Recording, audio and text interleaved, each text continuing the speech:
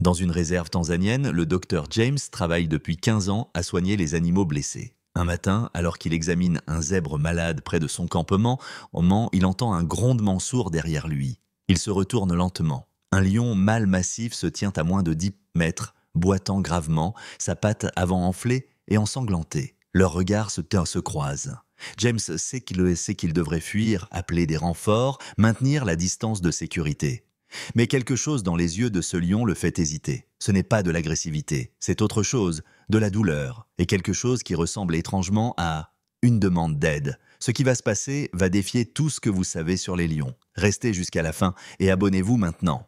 Le docteur James avait passé 15 années intenses à travailler dans la réserve nationale du Selous en Tanzanie, l'une des plus grandes réserves d'Afrique. À 53 ans, cet homme, aux cheveux grisonnants et au visage tanné par le soleil africain, avait vu à peu près tout ce qu'un vétérinaire de faune sauvage pouvait voir. Il avait soigné des éléphants avec des défenses cassées, retiré des collets de braconniers, des pattes de léopards agonisants, traité des rhinocéros empoisonnés, sauvé d'innombrables animaux de situations désespérées.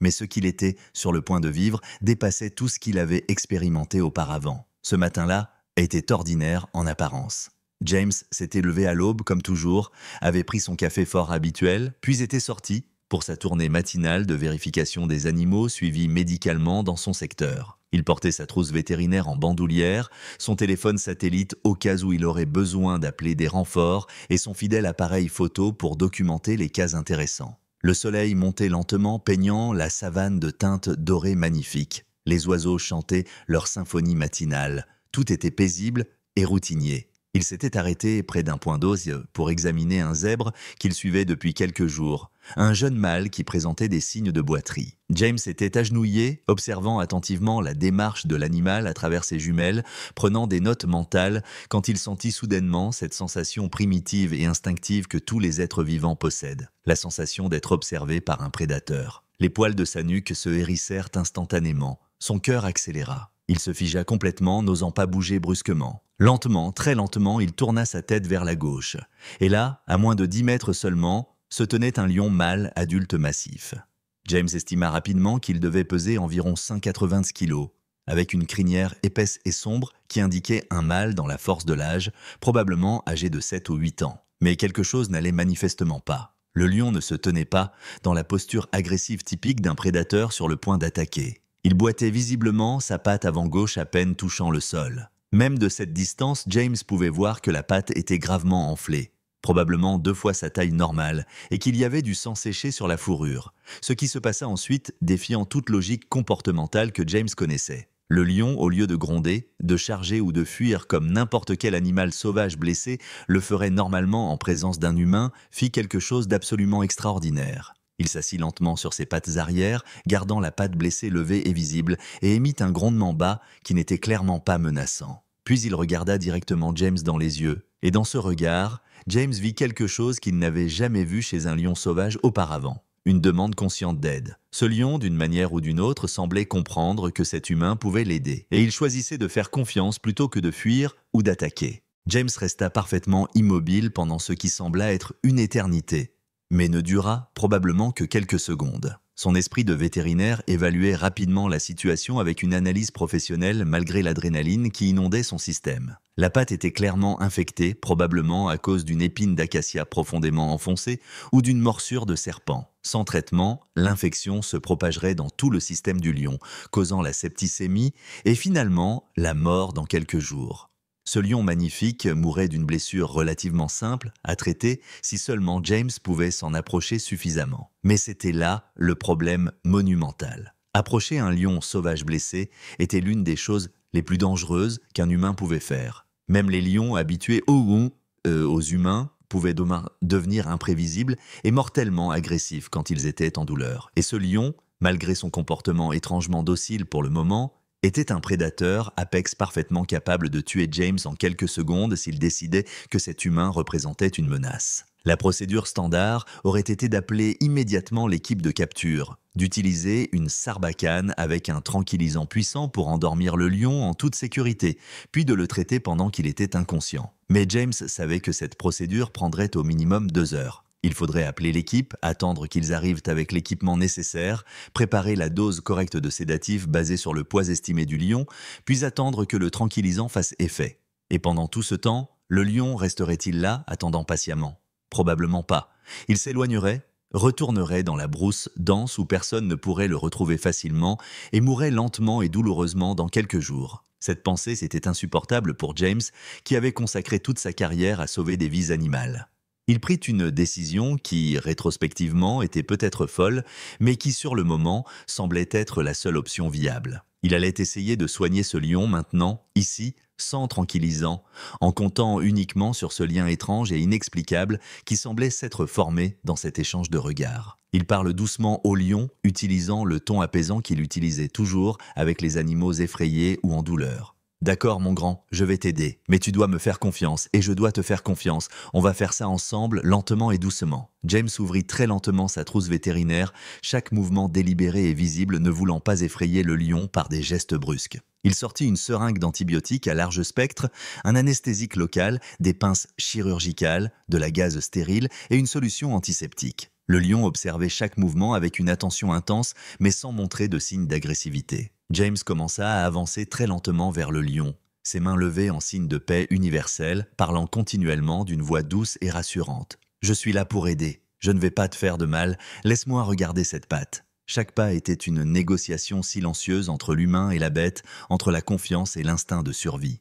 Quand James arriva à moins de 2 mètres du lion, il s'agenouilla lentement, se mettant dans une position moins menaçante et plus vulnérable. C'était un geste de confiance de sa part, montrant au lion qu'il ne cherchait pas la domination ou l'agression. Le lion le regardait intensément, ses muscles tendus, prêts à réagir à tout mouvement suspect. James pouvait voir maintenant les détails de la blessure. C'était bien une grosse épine d'acacia, profondément enfoncée entre les coussinets de la patte, entourée d'une infection purulente sévère. La patte était chaude au toucher, gonflée à un point alarmant et dégageait une odeur distinctive d'infection avancée. « Je vois le problème, mon ami. Cette épine doit sortir. Ça va faire un peu mal, mais après tu te sentiras beaucoup mieux, je te le promets. » murmura James, sachant parfaitement que le lion ne comprenait pas les mots, mais espérant que le ton rassurant transmettrait l'intention. Il tendit lentement sa main vers la patte blessée, chaque centimètre parcouru avec une prudence extrême. Il s'attendait à moitié à ce que le lion retire brusquement sa patte ou pire, qu'il gronde et attaque. Mais quelque chose d'absolument extraordinaire se produisit à la place. Le lion, dans un geste qui semblait presque humain dans son intention claire, étendit délibérément sa patte blessée vers James, la présentant pour examen et traitement. C'était un geste si conscient, si intentionnel, que James en eut le souffle coupé. Ce n'était pas un hasard ou une coïncidence. Ce lion comprenait que cet humain essayait de l'aider et coopérait activement. C'était un moment de connexion interespèce si profond et rare que James, malgré ses 15 années d'expérience, n'avait jamais rien vécu de semblable auparavant. James toucha doucement la patte, palpant délicatement autour de la zone infectée. Le lion grogna légèrement, un son de douleur plutôt que de menace. « Je sais que ça fait mal, je vais être aussi doux que possible », murmura James. Il injecta d'abord l'anesthésique locale autour de la zone pour engourdir la douleur avant de retirer l'épine. Il attendit quelques minutes que le médicament fasse effet, utilisant ce temps pour nettoyer délicatement la zone avec la solution antiseptique. Le lion restait étonnamment immobile, acceptant ces manipulations avec une patience remarquable. Puis vint le moment crucial. James saisit l'épine profondément enfoncée avec ses pinces chirurgicales et commença à tirer fermement, mais doucement. L'épine résistait, ses barbes accrochées dans les tissus profonds. Le lion gémit de douleur, ses muscles se tendirent, mais incroyablement, il ne retira pas sa patte et ne montra aucun signe d'agression. Il semblait comprendre que cette douleur temporaire était nécessaire pour sa guérison. Avec un dernier effort contrôlé, James réussit à extraire l'épine entière. Une chose horrible, d'environ 5 cm de long, couverte de pus et de sang. Immédiatement, du pus et du sang infectés commencèrent à s'écouler de la plaie, ce qui était en fait une bonne chose, permettant à l'infection de se drainer naturellement. James travailla méthodiquement pendant les 20 minutes suivantes, nettoyant profondément la plaie, drainant toute l'infection, appliquant un antiseptique puissant, puis injectant une dose massive d'antibiotiques directement dans le muscle de la patte pour combattre l'infection systémique. Le lion resta coopératif tout au long du processus, bien que James pouvait voir la douleur dans ses yeux et sentir les tremblements occasionnels qui parcouraient le corps musculeux de l'animal. Finalement, James appliqua un bandage protecteur léger, sachant bien qu'il ne resterait probablement pas longtemps, mais espérant qu'il protégerait la plaie, au moins pendant les premières heures critiques. Voilà, c'est fait. Tu es un patient incroyablement courageux, dit James en se reculant lentement, donnant au lion l'espace nécessaire pour se lever et partir s'il le souhaitait. Il ramassa sa trousse vétérinaire, se relevant de sa position agenouillée avec des genoux raides. Son cœur battait encore rapidement, l'adrénaline commençant seulement maintenant à se dissiper alors qu'il réalisait pleinement l'incroyable risque qu'il venait de prendre et le miracle qu'aucun de deux n'avait été blessé dans le processus.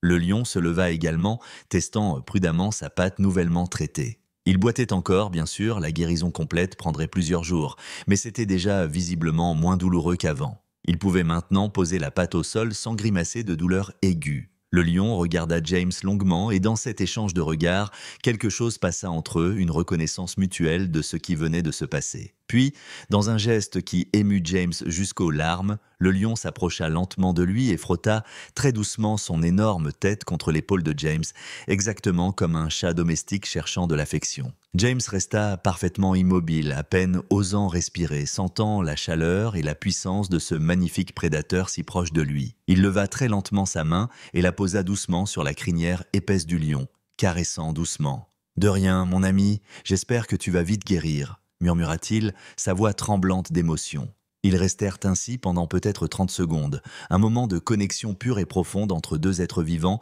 qui, dans des circonstances normales, n'auraient jamais partagé une telle intimité. Puis, le lion se recula, regarda James une dernière fois avec ce qui ressemblait étrangement à de la gratitude dans ses yeux ambrés et commença à s'éloigner lentement vers la brousse.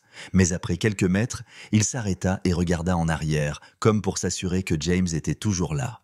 James leva sa main en un geste d'au revoir et le lion, semblant satisfait, continua son chemin et disparut finalement dans les hautes herbes dorées de la savane. James resta là, debout seul près du point d'Osio pendant plusieurs minutes, essayant de traiter mentalement ce qui venait de se passer. Il sortit finalement son téléphone et appela son collègue vétérinaire. « Tu ne vas jamais croire ce qui vient de m'arriver », commença-t-il, sa voix encore tremblante. « Je viens de soigner un lion sauvage, sans tranquillisant. Il est venu me demander de l'aide et il m'a laissé le soigner. Je sais que ça semble fou, mais c'est arrivé. Ça vient vraiment d'arriver. » Les jours suivants furent remplis d'inquiétude et d'espoir pour James. Il retourna au même endroit chaque matin, espérant apercevoir le lion pour vérifier comment sa patte guérissait. Mais pendant 3 jours, il n'y avait aucun signe du magnifique mâle. James commençait à craindre le pire. Peut-être que l'infection s'était aggravée malgré le traitement, peut-être que le lion était mort quelque part dans la brousse. Cette pensée le hantait constamment. Il avait raconté son expérience incroyable à ses collègues, mais sans photos ou vidéos, certains doutaient, pensant qu'il avait peut-être exagéré ou mal interprété le comportement du lion. Le 4e matin, alors que James effectuait sa tournée habituelle près du même point d'eau, il entendit un rugissement familier. Son cœur bondit dans sa poitrine.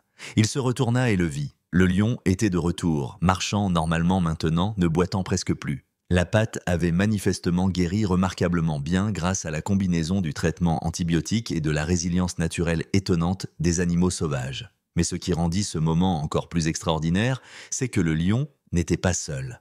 Il était accompagné d'une lionne magnifique et de 3 lionceaux gambadant joyeusement autour d'eux. Le lion s'approcha de James, cette fois avec confiance et sans hésitation, comme s'il revenait voir un vieil ami. Il s'assit à quelques mètres de James et émit un grondement doux, presque un ronronnement. La lionne observait prudemment, protégeant instinctivement ses petits, mais elle ne montrait aucun signe d'agressivité. Elle semblait faire confiance au jugement de son compagnon. Les lionceaux, curieux comme seuls les bébés peuvent l'être, s'approchèrent timidement de James, le reniflant avec intérêt, leur petite queue dressée verticalement. James s'agenouilla lentement, permettant aux lionceaux de venir à lui à leur propre rythme. L'un d'eux, particulièrement audacieux, s'approcha suffisamment pour toucher la main de James avec son petit museau. James rit doucement, complètement émerveillé par cette scène surréaliste. Il était accroupi au milieu d'une famille de lions sauvages, accepté en quelque sorte comme quelqu'un de sûr, quelqu'un qui avait prouvé sa bienveillance. Le lion mâle le regardait avec ce qui ne pouvait être décrit que comme de la fierté, comme s'il présentait sa famille à celui qui l'avait aidé dans son moment de besoin. Cette fois, James avait apporté son appareil photo et avec des mouvements lents et prudents, il réussit à prendre plusieurs photos incroyables de cette rencontre extraordinaire. Des images de lui entouré de lionceaux joueurs, de la lionne le regardant calmement, du lion mâle se tenant fièrement à ses côtés. Ces photos deviendraient une bossarda virale sur Internet, vue par des millions de personnes à travers le monde, suscitant des débats passionnés sur la nature de l'intelligence animale, la capacité des animaux à ressentir de la gratitude et la possibilité de connexion profonde entre humains et animaux sauvages. Les mois suivants, la famille de lions revint régulièrement près du secteur de James. Ils ne s'approchaient jamais de manière intrusive, maintenant toujours une distance respectueuse, mais leur présence régulière était une reconnaissance silencieuse du lien qui s'était formé ce jour extraordinaire où un lion blessé avait choisi de faire confiance à un humain. James continua son travail de conservation avec une passion renouvelée, inspiré par ce rappel puissant que derrière chaque animal sauvage se cache une intelligence, des émotions et une capacité de connexion que nous commençons seulement à comprendre. Son histoire devint un symbole d'espoir, prouvant que même dans un monde où les relations humains-faunes sont souvent marquées par le conflit et la destruction, des moments de compréhension mutuelle et de respect profond sont possibles. L'histoire remarquable de James et du lion blessé nous enseigne une leçon profonde sur la confiance, le courage et la connexion qui peut exister entre les espèces. Ce lion, malgré tous ses instincts qui auraient dû lui dire de fuir ou d'attaquer, a choisi de faire confiance. Et James, malgré tous les risques évidents, a choisi de répondre à cette confiance avec compassion. Leur rencontre nous rappelle que les animaux sont bien plus conscients, intelligents et capables d'émotions complexes que nous ne le pensons souvent. Dans un monde où les humains et la faune sauvage sont souvent en conflit, cette histoire prouve que des moments de compréhension mutuelle et de respect sont possibles quand nous choisissons la compassion plutôt que la peur. Si cette histoire incroyable vous a profondément touché, abonnez-vous immédiatement et activez la cloche pour ne jamais manquer nos récits qui célèbrent la beauté de la nature. Partagez cette vidéo avec tous ceux qui ont besoin de croire que la connexion entre humains et animaux est possible. Dites-nous en commentaire. Auriez-vous eu le courage de faire ce que James a fait? Votre réponse pourrait inspirer des milliers de personnes. Merci d'avoir regardé jusqu'au bout. N'oubliez jamais, parfois, la plus grande force réside dans la confiance mutuelle et la compassion partagée.